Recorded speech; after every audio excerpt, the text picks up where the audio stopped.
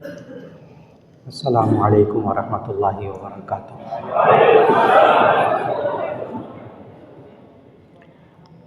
نحمده ونصلي على رسوله الكريم، اما بعد فاعوذ باللہ من الشیطان الرجیم، بسم اللہ الرحمن الرحیم۔ والذین یقولون ربنا هب لنا من ازواجنا وذریاتنا قرۃ اعین واجعلنا للمتقین اماما۔ صدق اللہ العظیم۔ اللہ رب العزت نے سورہ فرقان کی اس آیت میں ہمیں یہ دعا مانگنے کا حکم دیا، سلیقہ سکھایا کہ جو عباد الرحمن ہوتے ہیں ان کی کیا خصوصیات ہوتی ہیں۔ وعباد الرحمن الذین یمشون علی الارض ہونا وَإِذَا خَاطَبَهُمُ الْجَاهِلُونَ قَالُوا سَلَامًا۔ پھر آیات کا تسلسل چلتے چلتے یہاں تک یہ دعا پہنچی کہ رب الذین یقولون، رحمان کے بندے وہ ہوتے ہیں جو یہ دعا مانگتے ہیں، ربنا ہب لنا من ازواجنا وذریاتنا قرۃ اعین، اے اللہ ہمیں اپنے گھر والوں سے، اپنے اولاد سے آنکھوں کی ٹھنڈک عطا فرما، وجعلنا للمتقین اماما، اور ہمیں پرہیزگاروں کا بھی امام بنا دے، پرہیزگاروں کا بھی امام بنا دے۔ متقی امام نہیں، متقی امام نہیں، امام المتقین۔ وجعلنا للمتقین اماما، امام المتقین۔ صرف متقی امام بننا نہیں اللہ نے مانگنے کو کہا، اللہ نے تو اور بڑی چیز مانگنے کو کہا، متقین کے امام۔ اے اللہ ہمیں متقین کا امام بنا دے۔ تو آپ میں سے کتنے حضرات ہیں جو امامت کراتے ہیں؟ ابھی ظہر کی نماز ہوگی تو یہاں جو امام صاحب مقرر ہوں گے وہ امامت کروائیں گے، اور پیچھے امام المتقین کے بھی یہ امام ہوں گے، امام المتقین کے بھی، ایک تھے نا متقین کا امام، ایک ہے امام المتقین کا بھی کیا، ایسے ایسے یہ حضرات موجود ہیں، اتنے قیمتی افراد موجود ہیں۔ لیکن مشکل یہ ہے کہ مساجد میں سے ان امام المتقین کو کیوں نکالتے ہیں؟ مرحلہ فکر کا یہ والا ہے۔ میں فضائل اور مسائل بیان کرنے کے لیے حاضر نہیں ہوں گا، مہربانی کیجیے۔ فضائل حضرت، مسائل حضرت، فضائل مسائل حضرت سرچشمہ ہے فضائل و مسائل کا۔ میں تو کچھ ائمہ کے دکھوں کا حل بتانے لایا ہوں کہ یہ ائمہ کو مساجد سے نکالا کیوں جاتا ہے۔ اس کی 24 وجوہات بیان کرنا مقصود ہے۔ ضروری نہیں کہ وہ 24 ہی ہوں تو نکالا جائے، ایک کی بنیاد پہ بھی نکالا جاتا ہے۔ اس لیے بھرپور توجہ سے سنیے مجھ سے، فضائل اور مسائل کی توقع نہ رکھیں۔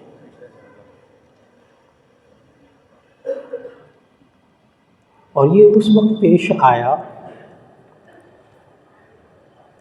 کہ جب ہمارے قیمتی شاگرد، متقی شاگرد حضرت، گناہوں سے بچنے والے، مسائل جاننے والے، ان کو اٹھا کر مسجد سے باہر کر دیتے ہیں۔ یہ جاہل لوگ، جاہل انتظامیہ، صدر بھی جاہل، ناظم بھی جاہل، منتظم بھی جاہل، کمیٹی ساری جہلا کا مجموعہ، یہ اٹھا کر امام کو باہر نکال دیتے ہیں۔ کیوں؟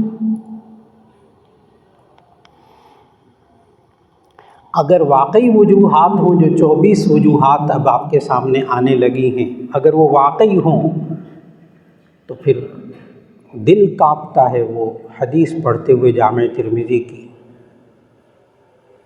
کہ رسول اللہ صلی اللہ علیہ وسلم نے 3 افراد پر جو لعنتیں فرمائی ہیں، ان میں سے ایک کا یہ جملہ ہے جامع ترمذی میں، رجل اما قوما وهم له کارہون، رجلا اما قوما وهم له کارہون۔ 3 افراد جن پر لعنت فرمائی رسول اللہ صلی اللہ علیہ وسلم نے، ایک وہ بیوی کہ جو اس حال میں سوئے کہ اس کا میاں رات بھر ناراض رہا ہو،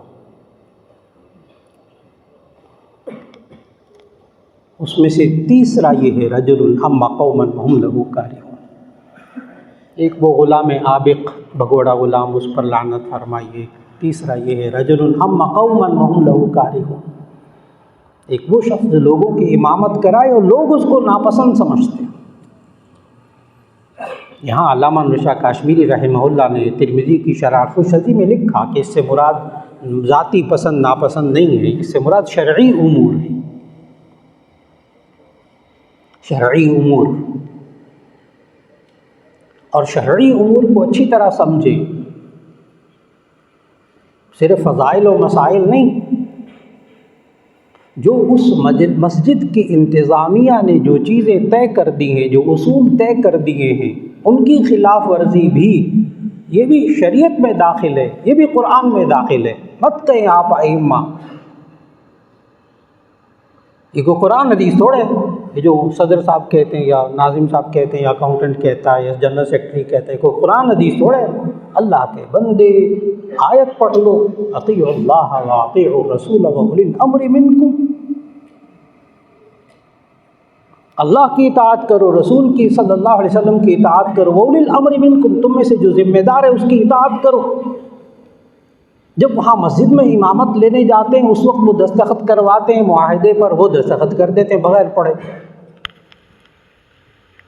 مصیبت تو یہ بغیر پڑھے دستخط کریں، الگ نہیں، پہلے معلوم کریں کہ یہاں کے کیا ضابطے ہیں، کیا طریقہ کار ہے۔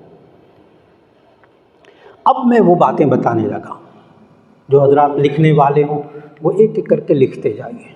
میں کوشش کروں گا کہ حضرت سے التماس کروں گا کہ وہ 24 نکات نا فوٹو کاپی ایک صفحے کی کروا کر حضرت کو سب کو دے دیں۔ یہ کوئی میرے صدری نسخے نہیں ہیں، صدری نسخہ نا حکیم صاحب کے پاس نسخہ ہوتا ہے، وہ قبر میں لے کے جاتے ہیں وہ نسخہ۔ یہ علم اس کام کے لیے نہیں ہوتا کہ اس کو صدری نسخے بنایا جائے، یہ تو لوگوں میں پھیلانے کے لیے ہوتا ہے۔ اس لیے یہ 24 نکات آپ کو لکھے ہوئے بھی ملیں گے انشاءاللہ، حضرت نے فرما لیا۔ اور آپ حضرات میں سے جو لکھنا چاہے تازہ تازہ، کیونکہ ان 24 میں بے شمار سینکڑوں نکات ایسے آئیں گے جو لکھنے والے ہوں گے وہ اس فہرست میں نہیں ہوں گے۔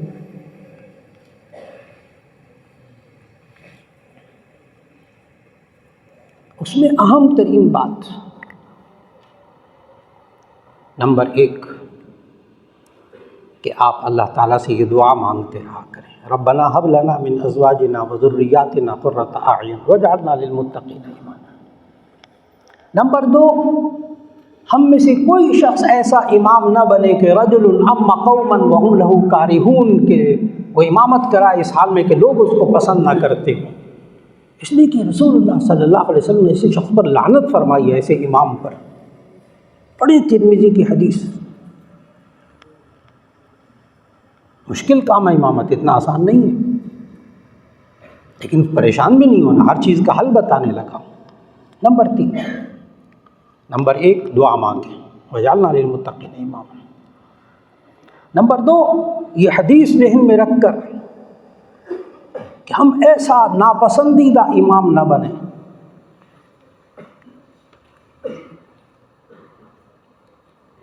جس کی پر ابھی بات چلے گی۔ نمبر 3، طہارت اور نماز کے مسائل سے واقفیت ہو اور استحضار ہو۔ استحضار، جی باتیں جتنی آپ کو بتائی گئی نا اس ائمہ کی تربیت میں، ایک ہے ان سے واقف ہونا، ان کو معلوم کر لینا، ایک ہے عین اس وقت استحضار ہو اس مسئلے کا، تب امام ہے وہ اس مسئلے کو حل کرے گا۔ کہاں سجدہ صاحب ہوتا ہے، کہاں کیا ہوتا ہے، کہاں کیا ہوتا ہے، کہاں کیا ہوتا ہے۔ اب نماز میں غلطی ہوگی، کتاب کھول کے تو سجدہ صاحب نہیں کرے گا نا، وہ تو اس وقت استحضار ہوگا تو کرے گا۔ تو اہم ترین چیز میں نے عرض کی، طہارت، پاکی ناپاکی کے مسائل، نماز کے مسائل، کیا واجبات ہیں، کیا فرائض ہیں، پھر استحضار، نماز کے واجبات کا استحضار، اور اس کے لیے آسان ترین تجویز دوں گا۔ تعلیم الاسلام حضرت مولانا مفتی کفایت اللہ صاحب رحمۃ اللہ علیہ، ناراض نہیں ہونا، اچھا، ایک ہے درجہ اولیٰ میں پڑھنا تعلیم الاسلام، ایک ہے عالم بننے کے بعد تعلیم الاسلام پڑھنا، کیفیات مختلف ہو جاتی، پڑھ کے دیکھو۔ کیفیات مختلف ہوئی، کیونکہ اس میں سارے مفتابی اقوال ہیں. اصل بات یہ ہے، راز کی بات یہ ہے، کیونکہ مصیبت یہ ہے کہ ہم دورہ حدیث میں نا چاروں ائمہ کے یہ اختلاف وہ اختلاف وہ اختلاف، دورہ حدیث کرنے کے بعد عالم کو یہ نہیں پتہ ہوتا عمل میں نے کس پہ کرنا. میں بھگت رہا ہوں بخاری ترمذی پڑھانے کے بعد. لڑکے کا ذہن واضح نہیں ہے کہ عوام کو کیا مسئلہ بتانا ہے، وہ تو یہ سمجھتا ہے اس میں اختلاف. فقہا کے مذہب پوچھ لو، دلائل پوچھ لو، عوام کو کیا بتانا ہے معلوم نہیں. اس کا اپنا ذہن واضح نہیں ہے. میرے اپنے شاگردوں کا اس کا طریقہ کیا ہے، ہر مسئلے میں معلوم کریں کہ مفتہ بھی قول کیا ہے. یہ ہے ہمارے اکابر کا طریقہ. حضرت صوفی سرور صاحب اللہ تعالیٰ ان کو غریق رحمت فرمائے، ان کا مزاج تھا سب کچھ بتانا لیکن پھر قابل عمل بات بتانا. دیکھو اس پر عمل کرنا. 3 چیزیں ہو گئیں. نمبر 3 طہارت، وضو وغیرہ، غسل وغیرہ، نماز کے مسائل کی واقفیت. اور میں نے جس لفظ پہ بہت زور دیا ہے نا وہ ہے استحضاء، اس وقت ذہن میں آئے. نمبر 4 ٹوپی، قمیص، شلوار یعنی لباس، اس میں صفائی ہو اور سلیقہ. حضرت چند ہفتے پہلے، مہینہ 1.5 مہینہ پہلے، وہ عصر کے بعد بیٹھتا ہوں ساتھیوں سے ملاقات کے لیے، تو وہاں ایک میرا بڑا متقی شاگرد آیا، حضرت نیک شاگرد، اور وہ بجھا ہوا بالکل. میں اتنے سال سے مسجد میں کام کر رہا تھا، بال بھی سفید ہونے لگ گئے تھوڑے تھوڑے. تو انہوں نے کہا اس یکم سے فارغ. موضوع میرا یہی ہے، مساجد سے ائمہ کو کیوں نکالا جاتا ہے؟ کیونکہ سارے اپنے ہی بیٹھے ہیں نا حضرت، سارے اپنے بیٹھے، ہم جنس ہیں نا، ہم جنس ہیں، ہم مزاج ہیں، اس لیے باتیں کڑوی باتیں کر سکتا ہوں. یہ باتیں میں جمعے کے خطبے میں نہیں کر سکتا. اچھا معذرت چاہتا ہوں. تو آدھے لوگ پہلے ہی مخالف ہوتے ہیں، بلکہ مولویوں کو پہلے ہی مخالف ہوتے ہیں اور زیادہ مخالف ہو جائیں گے. لیکن یہاں کھل کر باتیں کرنا چاہتا ہوں جو مجھ پر بیتتی ہیں، آپ بھی تھی. تو وہ شاگرد آ گیا اور آ کر کہنے لگا کہ وہ استاد جی انہوں نے کہا ہے کہ آج یہ یکم سے فارغ. تو ابھی 15-16 دن رہتے تھے. میں نے کہا اچھا. میں نے کہا کیوں؟ تھوڑا سا میں نے تنہائی میں وقت لے لیا. میں نے کہا بیٹا کھل کر بولو. تو اس نے وجوہات بتائیں. اب میں اس کا حل بتانے لگا ہوں. وجوہات بجائے اس کے کہ میں وجوہات بھی بتاؤں، ساتھ ساتھ وجہ، ساتھ ساتھ اس کا حل. میں نے غور سے اس کو دیکھا نا تو حضرت اس کی ٹوپی جو تھی نا وہ میلی کچیلی ٹوپی تھی، اور پتہ نہیں عجیب و غریب قسم کی ٹوپی تھی. پھر میں نے اس کے کپڑے دیکھے نا تو حضرت وہ گھڑے میں سے نکال کے پہن کے آیا تھا، یا میں خیال 2-3 دن سے وہ رضائی میں اسی سمیت سوتا بھی اسی میں تھا، انہی کپڑوں میں آ گیا تھا. اب میں نے اس کے پاؤں کو دیکھا تو یقین جانے کہ پاؤں خاک آلودہ تھے، اس لیے کہ وہ کھلی چپل پہن کے آیا تھا اور موٹر سائیکل پہ آیا تھا. تو اس کے پاؤں میں صاف طور پر میں نے پوچھا، عصر کے بعد نماز پڑھ کے آیا، تو میں نے کہا نماز پڑھا کے آیا؟ کہنے لگے جی عصر کی نماز پڑھا کے آیا. میں نے اس کے پاؤں دیکھے، خشکی اور مٹی لگی ہوئی اور عجیب سے. پھر میں نے اس کی داڑھی دیکھی، بکھرے ہوئے بال عجیب سے داڑھی کے، اچھی خاصی داڑھی، گھنی داڑھی، بکھرے ہوئے بال بیچارے کے. تو میں بڑا پریشان ہوا. پھر میں نے اس کے حالات بھی سنے کہ کیوں نکالنا چاہتے ہیں، اور وجہ بھی بتا دوں حضرت آج کھل کے. اس کی وجہ، بنیادی وجہ کیا بنی؟ بنیادی وجہ یہ بنی کہ وہ وضو آتا ہی اسی طرح تھا، بھاگم دوڑ. وہ اسی وقت آ کے وضو کیا، بغیر سنتیں پڑھے، بس وہ لوگ بھی دیکھ رہے تھے، 1 منٹ اوپر ہو گیا تو وہ اسی طرح گیلے پاؤں لے کر مصلی پہ چلا گیا. تو جب گیلے پاؤں لے کر مصلی پہ آیا تو پیچھے صدر صاحب کھڑے تھے، مسجد کے صدر صاحب. وہ جب گئے سجدے میں تو ان کو امام کے پاؤں کی جو گیلی جگہ تھی نا اس پر انہوں نے کہیں سجدہ کر لیا. سمجھ میں آ رہا ہے؟ امام کے وضو کے پانی کی وہ ننگے وہ اسی طرح آیا تھا نا، گیلے پاؤں اور فٹافٹ پاؤں رکھتے. تو صدر صاحب نے سجدہ کہاں کیا؟ جہاں اس کے پاؤں کا پانی لگا ہوا تھا. نماز کے سلام پھیرنے کے بعد صدر صاحب نے کہا یکم سے آپ فارغ. میں اصل بات بھی بتا دوں، اور پھر ساری باتیں بھی سنی، جو اور اشکالات بھی اس پر ہو رہے تھے وہ بھی میں نے سنے. سننے کے بعد اب آپ نے توجہ دی. یہ نمبر 3 پوائنٹ، نمبر 3 نقطہ اب اس کو واضح کرنے لگا جو بھی میں نے سنایا۔ میں نے ان سے گزارش کی کہ آپ کے پاس، اس طرح اپنا اشارہ کیا، میں نے کہا ٹوپی ہے آپ کے پاس؟ کہنے کہ جی ٹوپی ہے، بالکل اس طرح کی میرے پاس 2 ٹوپی ہیں۔ میں نے کہا اچھا۔ میں نے کہا کوئی کیٹی کا کرتا شلوار ہے، سفید کیٹی کا کرتا؟ کیونکہ کیٹی اس لیے میں نے کہا کہ وہ ایک دفعہ استری کر لو 2-3 دن گزر جاتے ہیں، تو میں نے کہا کوئی کیٹی کا سفید جوڑا؟ استاد جی ہیں 3 جوڑے۔ میں نے کہا اچھا۔ میں نے کہا کوئی واسکٹ؟ 2 واسکٹ ہیں میرے پاس۔ میں نے کہا جرابیں؟ کہتے کہ جی جرابیں بھی ہیں، اور آگے اس کا لفظ سننے والا تھا، میرے پاس 2 واسکٹ ہیں اور اس کی میچنگ کی جرابیں۔ شاگرد میرا نا، میرا شاگرد، کہتے کہ استاد جی میچنگ کی 2 جرابیں۔ میں نے کہا بہت اچھا۔ اب اور سے ایک بات سننے والی، اچھا ایک جملہ بڑا قیمتی، بھی بھگتا ہوں نا، آپ بھی تھی سنا رہا ہوں۔ میں نے ان سے گزارش کی اب آج کے بعد میرا کہنا مانیں گے؟ کہنے لگے جی استاد جی، کیونکہ وہ خود ہی آیا تھا نا میرے پاس، تو کہنا ماننا ہی تھا۔ تو میں نے کہا ایک بات تو یہ کرو کہ بیٹا، میں نے اسے سورہ فاتحہ بھی سنی، سورہ فاتحہ بھی سنی، اور حضرت جی میرا اپنا سر نا یوں کر کے نیچے ہو گیا سورہ فاتحہ سننے کے بعد۔ پتہ نہیں مقتدیوں کی نماز کیسے ہوتی تھی اس کے پیچھے۔ اس وقت جامعہ شفیعہ کے دور حدیث کے 800 لڑکوں میں سے حضرت مولانا فضل الرحیم صاحب نے جب سنا، ان سے سورہ فاتحہ سنی، تو بمشکل 40-50 بچے تھے پورے دور حدیث کے علماء میں سے جو سورہ فاتحہ صحیح پڑھ سکتے تھے بغیر غلطی کے، باقی سارے غلط پڑھتے تھے۔ حضرت نے وہ قاری ذکی اللہ کیفی کو مجھے کہا، حضرت نے کان پکڑ کے حضرت نے مجھے لکھ کے دیا، آج کل حضرت بولتے نہیں لکھتے، تو وہ لکھ کے مجھے کہا کہ قاری ذکی اللہ کیفی کو نا اپنی ترمذی میں سے آدھا گھنٹہ دو، اور کوئی بچ وقت نہیں، آدھا گھنٹہ دو، یہ آ کے ان کی اذان اور سورہ فاتحہ اور 4-5 صورتیں ٹھیک کروا دیں، ان سارے 800 لڑکوں کی مشق کروا دیں۔ یہ ابھی اس سال کی بات، وہ میں نے آدھا گھنٹہ ترمذی کا دیا۔ میں اپنا لمحہ فکریہ دکھ بتا رہا ہوں، اپنے دل کے دکھ بتا رہا ہوں آپ کو۔ چنانچہ اس نوجوان لڑکے کو امام صاحب جو بیچارے جن کو ملازمت سے فارغ کرنا تھا، تو ان سے گزارش کی، میں نے کہا کہ سورہ فاتحہ میں نے سنی، اب آپ یوں کرو کہ 1 ہفتہ وقت نکالو اور قاری ذکی اللہ صاحب کافی کیفی صاحب کے پاس جاؤ، ان کے پاس خود، اور میرا کہو کہ انہوں نے کہا ہے کہ مجھے سورہ فاتحہ اور بس 4-5-6 صورتیں اور اذان مجھے اچھی طرح لہجے سے سکھا دیں۔ وہ کمال کا اللہ تعالیٰ نے ملکہ دیا ان قراء حضرات کو، چنانچہ اس نے کہنا مانا۔ پھر میں نے کہا دیکھو مسجد کے اندر الماری ہے؟ کہنے لگے جی الماری ہے۔ میں نے کہا بس 1 ٹوپی اس طرح کی، اور 1 ٹوپی اور 1 کرتا شلوار سفید، اور 1 واسکٹ اور 1 جرابیں، ٹھیک، یہ وہاں لٹکا دو مسجد میں الماری میں، اور یہ آپ کا انشاءاللہ 1 مہینہ یہ کپڑے میلے نہیں ہوں گے۔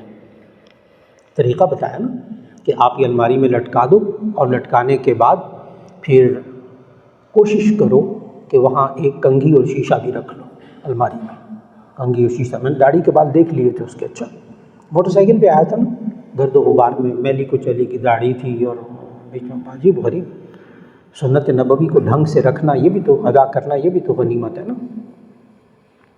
میں نے کہا کنگھا شیشہ بھی رکھ لو، اور پھر اس کے بعد اس کو کہا میں دیکھو ایک بات میری بات مانو کہ تم آئندہ اذان سے 5 منٹ پہلے پہنچنے کی کوشش کرو گے، اذان سے 5 منٹ پہلے، کیونکہ اذان بھی خود ہی دینی ہوتی ہے، کبھی کوئی بندہ دے دیتا تھا، کبھی کوئی دے دیتا تھا۔ میں کہا تم اذان سے پہلے 5 منٹ پہلے پہنچنے کی کوشش کرو، وضو کرو، اذان دو، کپڑے بھی بدلو، اور پھر اس کے بعد کم از کم 5-6 منٹ پہلے آ کر مصلی کے قریب بیٹھ جاؤ، اور بیٹھ کر تلاوت کرو قرآن مجید کی۔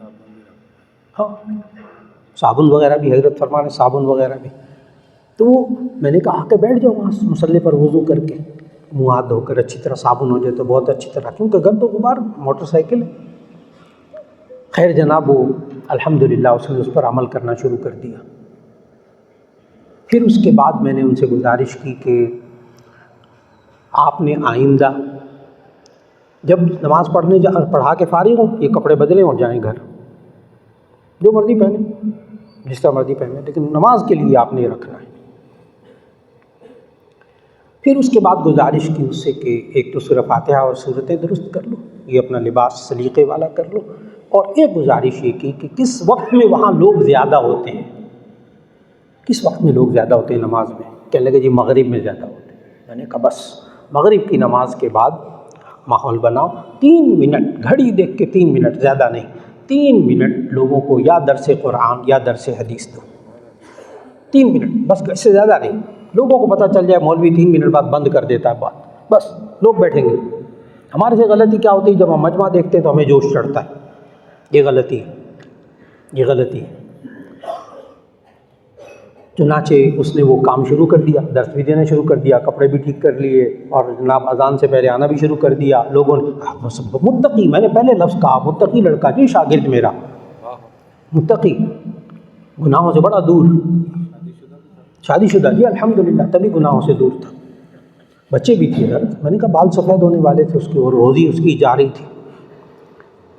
چنانچہ اس نے اس پر عمل کیا، اور میں نے کہا دیکھو وقتاً فوقتاً ہفتے میں 1 دفعہ آ جایا کرو ملنے کے لیے۔ وہ 2 ہفتے کے اب پہلے آ گئے، یعنی 1 تاریخ آنے سے پہلے آ گیا، اور چہرے پہ مسکراہٹ۔ میں نے کہا خیر ہو گئی۔ کہنے لگے جی وہ صدر صاحب نے کہا اب بس آپ ہی کام کرتے رہیں، اور اس پوری میری باتوں پر عمل کرنے میں، اب آپ حضرات نے توجہ دینی میرے اس جملے پر، کہ ان پوری باتوں پر عمل کرنے میں اس کا 1 روپیہ خرچ نہیں ہوا۔ مت کہیں یہ کہ سلیقہ صفائی کے لیے پیسے بھی چاہیے ہوتے ہیں، تنخواہیں بڑی چاہیے ہوتی ہیں، بولا ایسی خامخواہ بیکار باتیں۔ کھل کر بول رہا ہوں، ناراض نہیں ہونا کسی نے، دل کا درد دکھ بتا رہا ہوں آپ کو۔ اس سارے پر عمل کرنے میں اس کا 1 روپیہ نہیں خرچ ہوا۔ بات کو سمجھیں اچھی طرح، اس کا تعلق پیسے سے نہیں ہے، سلیقے اور صفائی کا تعلق پیسوں سے نہیں ہے، مزاج سے، تربیت سے۔ تو نمبر 3، ناراض نہیں ہونا۔ میرا لہجہ تھوڑا سا بدل جاتا ہے ذرا، دل کا دکھ ظاہر کرتے ہوئے، ناراض نہیں ہونا کسی نے، اچھا، لیکن اس کی فکر لے کر یہاں سے جائیں کہ انشاءاللہ ان باتوں پر عمل کریں گے کہ طہارت، نماز، مسائل کے واقف۔ نمبر 4، ٹوپی، قمیص، شلوار، لباس، اس کے اندر صفائی اور سلیقہ، بس۔ نمبر 5، تجوید، لہجہ بہت عمدہ ہو۔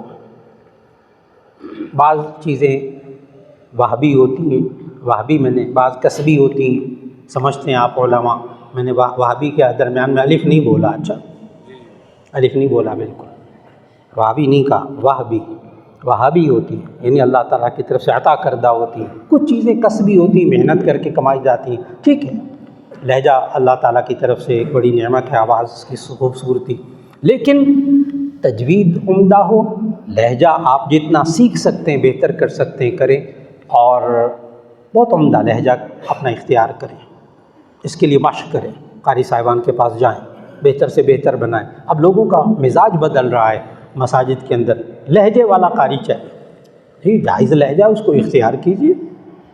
نمبر 5، تجوید، لہجہ بہت عمدہ ہو۔ نمبر 6، پختہ مکمل حافظ ہو یا مطلوبہ مقدار کا حافظ ہو، مطلب ساری من میں مکمل حافظ نہیں ہے تو بھی درمیان میں سے آیتیں صورتیں ایسی ہوں کہ جو پڑھ سکے۔ نمبر 7، زہد اور تواضع، زہد اور تواضع، عاجزی، تکبر نہ ہو۔ زہد میں حدیث سناؤں گا، اچھا لمبا جو تفصیلات ہیں وہ تو حضرات بتائیں گے، میں نے پہلے عرض کر دیا میں فضائل اور مسائل نہیں بیان کروں گا، میں تو کچھ اور بیان کرنے لگا ہوں، لہٰذا زہد کے اندر بھی میں کچھ اور بیان کرنے لگا ہوں۔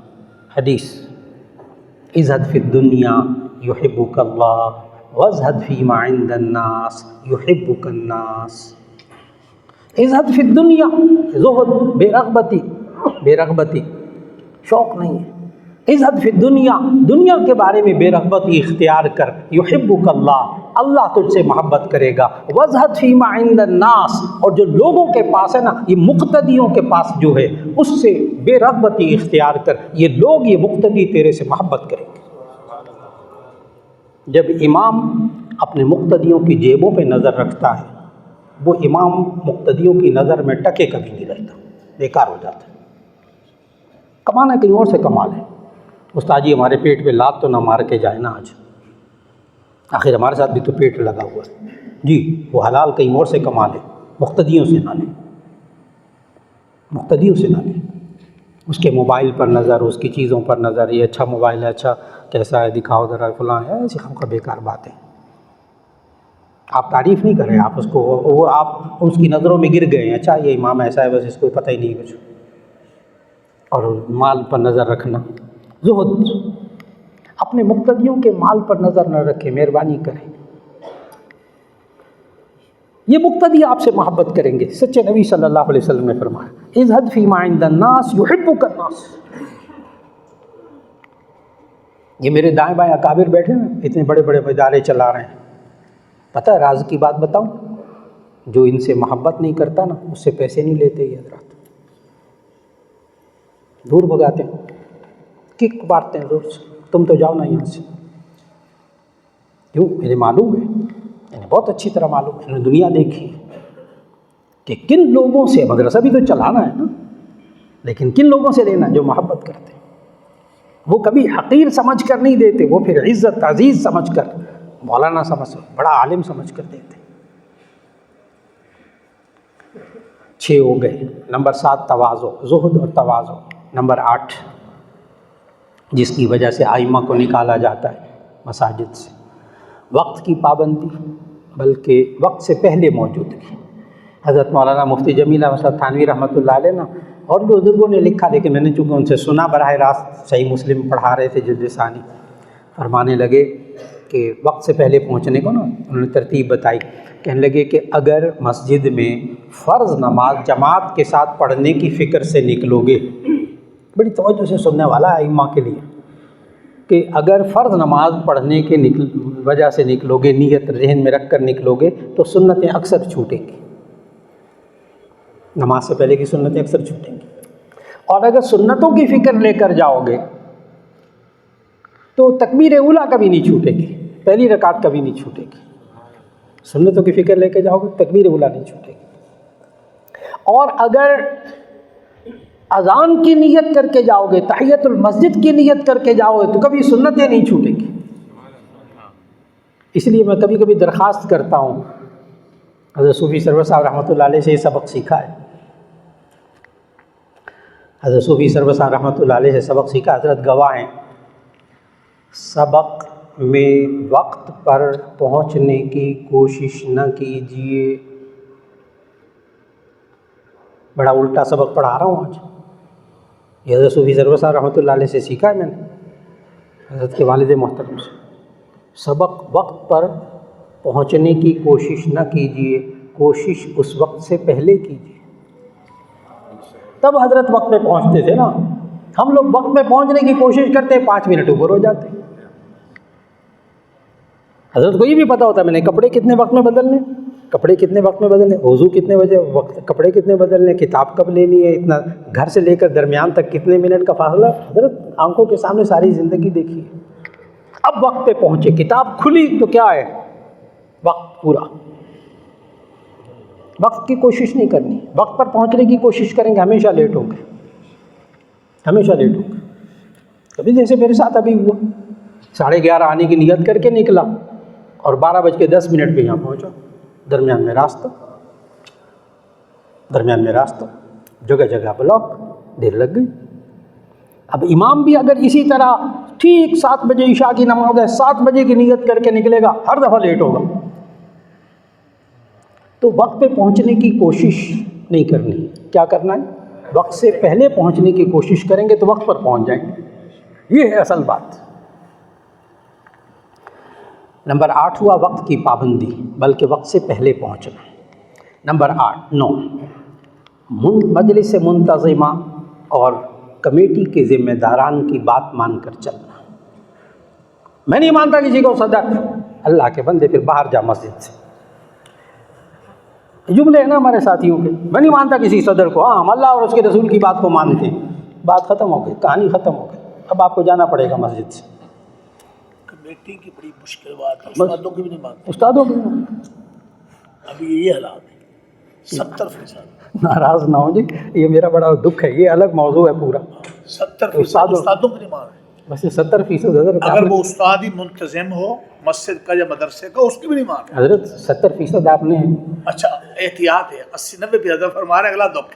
یہ اپنی برادری ہے نا, 99 اظہار کر دیا ہے, میرا بھی واسطہ ہے, 99 پہ آ جائیں, یقین جانے. 99 پہ آ جائیں, ہاں 99 خدا کے لیے 99 پہ آ جائیں. اگر استادوں کو استاد ہیں 99%, ہم استادوں کو نہیں مان رہے. 800 ہمارے لڑکوں میں استاد نے کہیں ہمیں مدرس رکھ دیا ہو, امام رکھ دیا ہو, اس سے بھی کبھی ہم تنہائی میں پوچھیں, نہیں مانتے. اللہ کی قسم 98% میں بڑی نہیں آتے نہیں, وہ دکھ میں ہے اور اپنے شگر سے مطمئن ہے.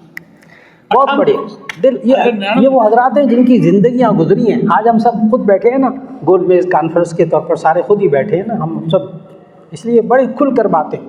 نمبر 9, مجلس منتظمہ, کمیٹی, ذمہ داران کی بات مان کر چلنا. یہ نہ کہیں قرآن حدیث ہے, علی المؤمن السمع والطاعہ ما لم یؤمر بمعصیۃ. کیا نبی صلی اللہ علیہ وسلم نے فرمایا, علی المؤمن السمع والطاعہ ما لم یؤمر بمعصیۃ. جب تک صدر جنرل سیکرٹری خلاف شریعت حکم نہ دے مانتے چلے جائیں. یہ جواب دے رہا ہوں ائمہ کا کہ کب تک مانتے چلے جائیں, کب تک مانے ہم استاد جی, ہماری برداشت سے باہر ہو گیا. اللہ کے بندے, جب تک وہ گناہ کا حکم نہ دے مانتے چلے جاؤ. اگر یہاں رہنا مسجد میں تو کھل کر بول رہا ہوں, پھر کیا بار بار کہہ رہا ہوں, ناراض نہ ہو. اچھا, نمبر 10, مسجد میں امامت کی ذمہ داری کے دوران کسی بھی قسم کی مالی سرگرمی میں شریک نہ ہو. یہ وجہ ہے مسجد سے نکالے جانے کی. پھر دوبارہ بولوں گا, مسجد میں امامت کی ذمہ داری کے دوران کسی بھی قسم کی مالی سرگرمی میں شریک نہ ہو. یہ امام ہے, وہ مسجد کی کمیٹی کو اے سی لگا ہوا نظر آیا حضرت, تو امام صاحب سے پوچھا یہ کہاں, وہ میرے جاننے والے, تو انہوں نے اے سی دیا تھا, میں نے لگوا لی. بھائی پیسے دیے تھے, جی پیسے دیے تھے, میں لگوا لایا. صدر کو بھی بائی پاس, جنرل سیکرٹری کو بھی بائی پاس, فلاں کو بھی بائی پاس. یہ قالین کیسے بچھ گیا؟ بس وہ ایک میرے جاننے والے تھے, وہ آئے تھے, انہوں نے کہا تھا میں قالین بچھوا دیتا ہوں. بچھوا دیا. صبح اٹھے تو جنرل سیکرٹری کو, صدر کو صبح پتہ لگا کہ امام صاحب نے ماشاءاللہ ایک کارنامہ انجام دیا. اپنے پاؤں پہ کلہاڑی ماری ہے اس نے, اپنے پاؤں پہ کلہاڑی ماری. آپ امام ہیں, آپ مالی سرگرمی میں شریک نہ ہو. کوئی دے, یہ امام صدر صاحب کو دے دے. کوئی تعاون کرے مسجد کے ساتھ, یہ نہ سمجھے کہ میں کروں گا یہ کام. نہیں, آپ امام ہیں, آپ مالی سرگرمی میں شریک نہ ہو. ورنہ کیا ہوگا, صدر صاحب کہیں گے وہ جو صبح لفافہ ملا تھا فجر کے بعد وہ کہاں ہے؟ آپ کہیں گے وہ تو مجھے ہدیہ دیا تھا اس نے. شروع ہو گیا مسئلہ, شروع ہو گیا مسئلہ. اس مسجد سے جانا پڑے گا. حضرت لفافے جیب میں رکھ رہے ہیں امام صاحب, جو آتا ہے 100 200 500 وہ جیب میں رکھتے ہیں, مجھے ہدیہ دے کر جاتے ہیں. مالی سرگرمی میں شریک ہو گیا یہ بندہ. بھائی ہدیہ دے تو پھر صدر صاحب کو بھی مطلع کریں, فلاں نے ہدیہ دیا تھا, یہ پیسے تھے, ہدیہ دیا تھا مجھے. اگر وہ کہہ دیں کہ ہاں ٹھیک ہے لے لو, ٹھیک ہے لے لیں, لیکن مطلع رکھیں اس کو. مالی سرگرمی میں شریک نہ ہونا, اپنے پاؤں پہ کلہاڑی ماریں گے. نمبر 11, مقتدیوں سے ادھار نہ لے, ہدیہ وغیرہ نہ لے, ادھار نہ لے خدا کے لیے. حضرت صوفی سرور صاحب رحمۃ اللہ علیہ ساری زندگی نصیحت فرماتے تھے, نہ قرض دو نہ قرض لو, سکون سے رہو. حضرت کا خاص جملہ, نہ قرض دو نہ قرض لو, ساری زندگی آرام سے گزار رہی. لینا بھی پڑے نا حضرت, مقتدیوں سے نہ لینا, کسی اور سے لے لینا, کسی اور سے نہ لیں, مقتدیوں سے قرض وغیرہ نہ لیں. نمبر 12, لاہور کی مساجد میں بڑی بیماری ہے میرے شاگردوں میں, جو اب میں ذکر کرنے لگا ہوں. نمبر 12, اپنی مسجد میں امام رہتے ہوئے, شروع میں نہیں ہوتا ہے, جب قدم جم جاتے ہیں نا مسجد میں پھر یہ حرکت نمبر 12 شروع ہوتی ہے. نمبر 12, اپنی رفاہی تنظیم قائم نہ کریں, اپنی رفاہی تنظیم قائم نہ کریں. اپنے آبائی علاقے کے لیے تعاون مقتدیوں سے نہ لیں. میرے بڑے شاگردوں کو مساجد سے نکالا گیا صرف اس وجہ سے کہ مسجد میں رہے 5 6 7 سال 10 سال گزرے, اب ایک رفاہی تنظیم بنا لی. ہوتا کیا ہے کہ لوگوں سے پیسے لیتے ہیں, وہاں میں جا کے تھر پارکر میں وہ لگاؤں گا, فلاں جگہ وہ لگاؤں گا. یہ حضرات جو ہے نا, یہ حضرات, یہ متولی حضرات ہیں اپنے اداروں کے, ان کی نقل آپ امام ہو کر اتاریں گے نا, لوگ چند منٹ نہیں رہنے دیں گے مسجد میں. یہ حضرات جو کر رہے ہیں نا، یہ متولی ہیں اداروں کے، ان کو لوگ اسی لیے کرتے، لیکن آپ صرف امام ہیں نا، تو مہربانی کریں اپنی رفاعی تنظیم قائم نہ کریں، الا یہ کہ آپ وہاں کے منتظمین کو ساروں کو اعتماد میں لے کر کریں، پھر اور بات ہے۔ اگلی بیماری جو میں نے ساتھ بتائی ہے اسی نمبر 12 میں، کہ آبائی علاقے کے لیے تعاون لینا۔ خود مسجد میں ہے، وہ مسجد اسی طرح رہتی ہے، لیکن اپنے علاقے میں ایک مسجد قائم کر لی ہے، وہ میرے علاقے میں مسجد تعمیر ہو رہی ہے، اس کے لیے ذرا کچھ دیں مقتدیوں سے، میں نے اپنے علاقے میں وہ سولر لگوانا ہے، ذرا پیسے دیں، میں نے اپنے وہاں وہ بہت غریب ہے ہمارے علاقے کے لوگ، ان کے لیے کچھ پیسے دیں، بس شروع ہو گیا مسئلہ۔ یہ چیز اس کو اس مسجد سے نکلوائے گی۔ میں نے بتایا نا میرے ساتھیوں کو نکال رہے ہیں، میں آج موضوع میرا یہی ہے، ائمہ مساجد کو مساجد سے کیوں نکالا جاتا ہے؟ نہ کریں۔ نمبر 13، اور اگر دفاعی تنظیم قائم کرنی ہو، اپنے آبائی علاقے سے کام لینا ہو، پھر اپنے اساتذہ، حضرت شیخ نے جو بات کہی نا، اپنے اساتذہ سے رجوع کریں، یہ ٹیکنک بتائیں گے، طریقہ بتائیں گے۔ یہ دھکے کھائے ہوئے ہیں لوگ، دھکے کھائے ہوئے، ٹھوکریں کھا کر اپنے آپ کو انہوں نے، اللہ نے اتنا بڑا بنایا، حلوے کھا کر نہیں بنے گے، میٹھی میٹھی چیزیں کھا کر نہیں بنے گی، نہیں بنے گی۔ ان کی زندگیاں دیکھو، ان کی زندگیاں دیکھو، قریب جاؤ گے تو آپ کو اندازہ ہوگا کہ یہ لوگ کس کرب سے گزر کر پھر یہاں تک پہنچے ہیں۔ اور ہمارے بہت سارے علماء حضرت، ہمارے مشائخ یہ جملہ کہتے رہے، جو شخص اپنے اکابر کی زندگیوں کے آخری حصوں کو دیکھتا ہے وہ ہمیشہ گمراہ ہوتا ہے۔ جو اپنے اکابر کی زندگیوں کے آخری حصوں کو دیکھتا ہے وہ ہمیشہ گمراہ ہوتا ہے، کیونکہ اس کی نظر ان کی شروع کی جو ان کی چکی پیسنے کا وقت تھا وہ اس نے نہیں دیکھا، ان کی محنتوں کو نہیں دیکھا کہ کیا محنتیں کر کے وہ اس مقام تک پہنچے، نہیں دیکھتے۔ وہ اب دیکھتے گاڑی ہے، فلاں ہے، اخراجی میں آگے پیچھے فلاں، اللہ کے بندہ وہ محتاج ہو گئے ان چیزوں کے، وہ محتاج ہو گئے۔ اس لیے اگر کوئی قائم کرنا ہو اپنے بزرگوں سے رجوع کر لو۔ نمبر 13، مقتدیوں کے پاس امام ہو تو وقار، استغنا اس کے ساتھ رہو، وقار کے ساتھ، استغنا کے ساتھ رہو، لیکن تکبر اور رعونیت سے پرہیز کرو۔ یہ امام صاحب ان کی گردن میں سریا فٹ ہوا ہے، نہ کرو، نہ کرو۔ تکبر لوگ پہچان جاتے ہیں، لوگ یہ بھی نہیں لوگوں کے سامنے گرے رہو میں نے ساری باتیں پہلے کر دی، یہ تکبر کی وجہ سے بھی لوگوں کو نکالا جاتا ہے، رعونیت کی وجہ سے بھی نکالا جاتا ہے۔ نہیں، اپنے آپ کو وقار اور استغنا سے اپنے آپ کو رکھیں۔ نمبر 14، اتباع سنت کا اہتمام کریں۔ یہ وہ چیز ہے جس کی وجہ سے مساجد سے ائمہ کو نکالا جا رہا ہے۔ داڑھی سنت کے مطابق نہیں، ٹخنوں سے نیچے شلوار لٹکی رہتی ہے، بال عجیب و غریب رکھے ہوئے، سنت کے مطابق زندگی نہیں گزر رہی۔ کوشش کریں سنت کے مطابق زندگی گزاریں، لوگ ناپسند کرتے ہیں ورنہ۔ نمبر 15، گناہ کبیرہ سے اپنے آپ کو بچا کے رکھیں۔ یہ وہ اب گناہ کبیرہ کی وہ لمبی فہرست، حضرت نے تو ماشاءاللہ اس پر کتابیں لکھی ہوئی ہیں، ان کتابوں کا مطالعہ کریں، کیسے بچنا ہے گناہوں سے، اپنے شیوخ سے رجوع کریں، اہل اللہ سے اپنا تعلق قائم کریں، اللہ والوں سے تعلق قائم کریں، اس سے اپنی اصلاح لیں، میں یہ گناہ یہ گناہ یہ گناہ یہ گناہ یہ گناہ میری زندگی کے اندر نہ ہو۔ ایک امام ہو اور وہ 100% گناہوں سے بچتا ہو، ممکن ممکن ممکن انشاءاللہ، تھوڑی سی ہمت کر لیں، ہو گئے توبہ اور استغفار، پھر اس میں اصرار تو نہ کریں نا، توبہ اور استغفار۔ تو نمبر 15، گناہ کبیرہ سے بچنا ہے۔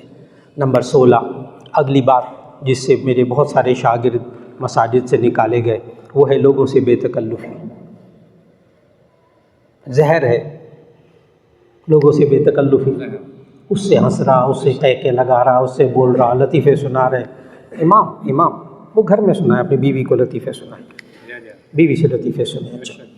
یہ جو ہے نا مقتدیوں کے ساتھ یہ بھی نہیں کہ میں نے ایک طرف سمجھایا منہ پھلا کے بھی رہنا، ہاں، لا تصعر خدک للناس، اپنے منہ کو لوگوں کے سامنے پھلا کے بھی مت رہے، رعونت کے ساتھ، تکبر کے ساتھ، لیکن خندہ پیشانی بھی مسکرا کر ملنا وہ صدقہ ہے، مسکرا کر ملے لیکن لطیفے بازی میں نہ پڑے، ہر سر کہہ لگا رہے، پھر آپ کو مسجد سے روتے ہوئے نکلنا پڑے گا۔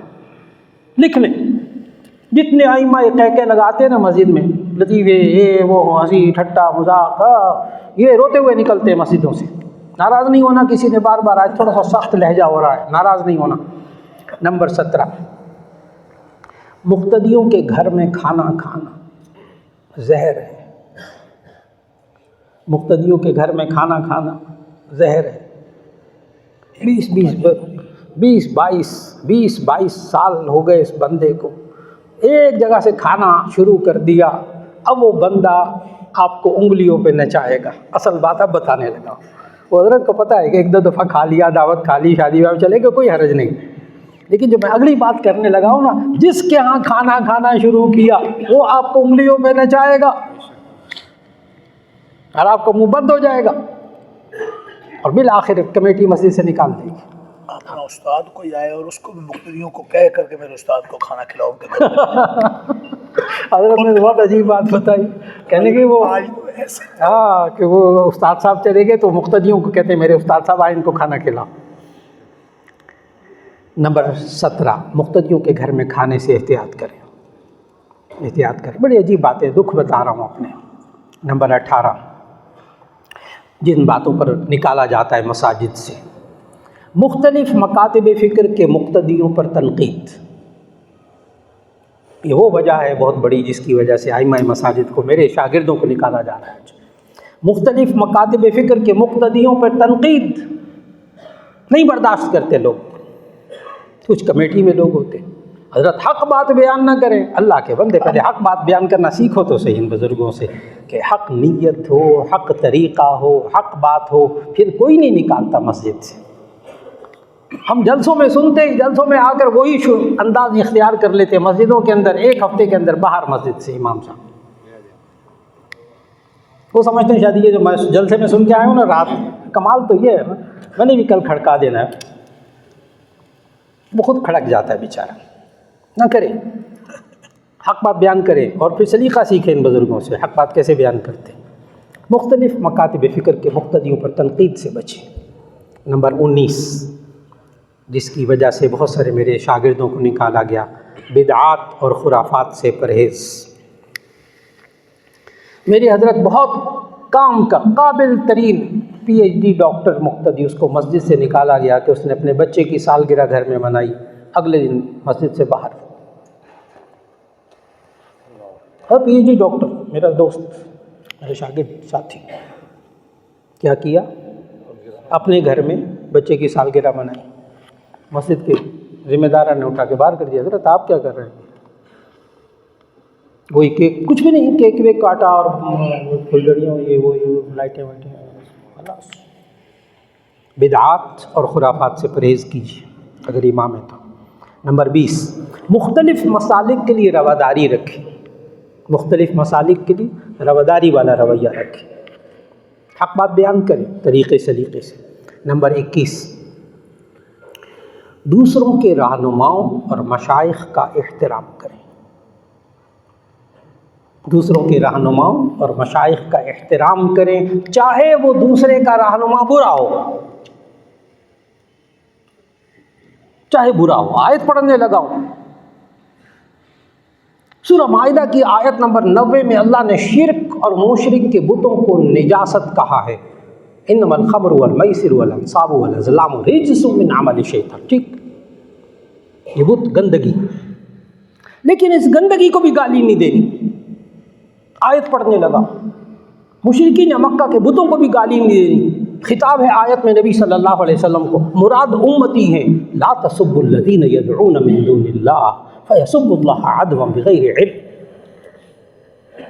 کذلک زینا لکل امت عملہم۔ لا تسبوا الذین یدعون من دون اللہ، یہ اللہ کے علاوہ جن بتوں کی عبادت کرتے ہیں، اے نبی صلی اللہ علیہ وسلم آپ ان کو گالی نہ دیں، دلیل سے بات کریں۔ لا یملکون من قطمیر، یہ کھجور کی گٹھلی کی چھلکے کے بھی مالک نہیں ہوتے۔ لا یملکون ضرا ولا نفع، نفع نقصان کے مالک نہیں ہوتے۔ دلیل سے بات کریں لیکن گالی نہ دیں، کیوں؟ آگے اللہ نے اس کی وجہ بھی بتائی ہے، لا تسبوا الذین یدعون من دون اللہ فیسبوا اللہ عدوا بغیر علم۔ آپ ان کے معبودان باطلہ کو گالی دیں گے، یہ اللہ کو گالی دیں گے، وہ آپ سے برداشت نہیں ہوگا۔ ہم کسی کے رہنما کو گالی دیں گے اسٹیج سے، ہمارے رہنما کو بھی گالی ملے گی، پھر آپ برداشت نہیں کریں گے، پھر اس برداشت نہیں کریں گے تو مسجد چھوڑنی پڑے گی۔ خلاص. اسی طرح ایک بزرگ سے تعلق ہے، اب دوسرے بزرگ کو گالیاں دے رہے ہیں، ہمارے اپنے طلباء شاگرد. ناراض نہیں ہوں گے تو بول دوں گا، بول دوں گا. دونوں بزرگ حق پر، لیکن میرا چونکہ تعلق ہے اس سے، اس لیے میں اس بزرگ کی برائیاں کر رہا ہوں. چند دن بعد نکلنا پڑے گا مسجد سے. تو رہنماؤں اور مشائخ کا احترام کریں، چاہے رہنما برا ہو. نمبر 22، حکومت یا سیاست کے امور پر بحث نہ کریں. امام ہوتے ہوئے، خطیب ہوتے ہوئے مہربانی کریں حکومت یا سیاست کے امور پر بحث نہ کریں. کچھ مخالف ہوں گے، کچھ موافق ہوں گے، حالات بگڑ جائیں گے. نمبر 23، بڑے کام کی بات بتا رہا ہوں. سبحان اللہ. نمبر 23، ہر نماز کے بعد کچھ دیر مصلی پر موجود رہیں. خدا کے لیے یہ جو میرے بھی وہاں ای بلاک کی مسجد میں جہاں جمعہ پڑھاتا ہوں، وہاں بھی یہ ہو گیا کہ وہ 7:15 تقریر شروع ہوتی، میں 12:20-40 پہ آتا ہوں تو وہ جگہ ہی نہیں ہوتی تھی نا آنے کی اندر، مسجد بھری ہوئی حال. تو انہوں نے پھر مسجد میں دروازہ نکال دیا. میری مسجد میں ای بلاک میں دروازہ ہے محراب میں، امام کے فرار کا راستہ. نماز پڑھائی ایک دم باہر.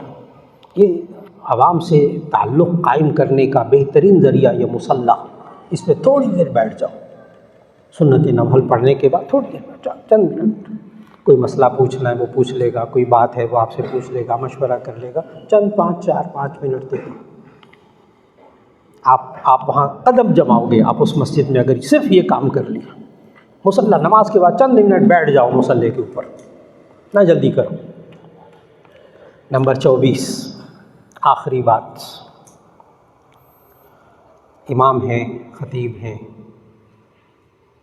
یومیہ درس قرآن یا درس حدیث اپنی پابندی کرو. ہفتہ وار نہیں، یومیہ 2 منٹ 3 منٹ، ایک نماز میں درس قرآن، ایک نماز میں درس حدیث. میں حضرت سے گزارش کروں گا کہ یہ فوٹو کاپی کرا کر سب کو پہنچ جائے. اور میں نے ساری امانت حضرت کو دے دی. میں چاہ رہا تھا تاکہ زیادہ ہے جی مجھے ملے پہلے سب سے پہلی کاپی. الحمدللہ کسی کا دل دکھا ہو تو معافی مانگتا ہوں، اور اس پر عمل کرنے کی کوشش کریں گے. مسجد سے کوئی آپ کو نہیں نکالے گا انشاءاللہ. ہر ایک یہ کہے گا بڑے کام کا آدمی ہے. اللہم وفقنا لما تحب وترضى واجعل آخرتنا خیرا من الاولی. والسلام علیکم ورحمۃ اللہ وبرکاتہ. دعا بھی فرما لیجیے. الحمدللہ رب العالمین. اللہم صلی علی سیدنا و مولانا محمد وعلی آل سیدنا و مولانا محمد وبارک وسلم. یا اللہ آپ نے خود ہی یہ دعا سکھائی ہے، خود ہی قبول فرمانے والے ہیں. اے اللہ ہم بار بار یہ دعا مانگیں گے، ربنا ہب لنا من ازواجنا وذریاتنا قرۃ اعین واجعلنا للمتقین اماما. اے اللہ ہمیں گھر والوں سے، اولاد سے آنکھوں کی ٹھنڈک عطا فرما، اور ہمیں پرہیزگاروں کا بھی امام بنا دے. یا اللہ ہمیں خود بھی متقی بننے کی توفیق عطا فرما. یا اللہ جتنی باتیں سنی ہیں یا اللہ ایک ایک پر عمل کرنے کی توفیق عطا فرما. جتنا اکابر نے تربیت کی ہے، بڑی دل سوزی سے تربیت کی ہے آپ سب حضرات کی، یا اللہ اکابر کے نقش قدم پہ چلنے کی توفیق عطا فرما. یا اللہ جو بیمار ہیں سب کو شفائے کاملہ نصیب فرما. اور یا اللہ ہمارے جو اساتذہ مشائخ اس دنیا سے رخصت ہو گئے، ہمارے کتابوں کے مصنفین دنیا سے رخصت ہو گئے، یا اللہ ایک ایک کو جنت الفردوس عطا فرما. اور خصوصاً یہ نو مسلم جن کا بھی نماز جنازہ پڑھا جائے گا، اللہ تعالیٰ نے ان کو مرتے وقت کلمہ طیبہ نصیب فرما دیا. یا اللہ ان کی مغفرت فرما، ان کے درجات بلند فرما. یا اللہ ہم سب کی دعاؤں کو قبول فرما. وصلی اللہ تعالی علی خیر خلقہ محمد وآلہ واصحابہ اجمعین برحمتک یا ارحم الراحمین.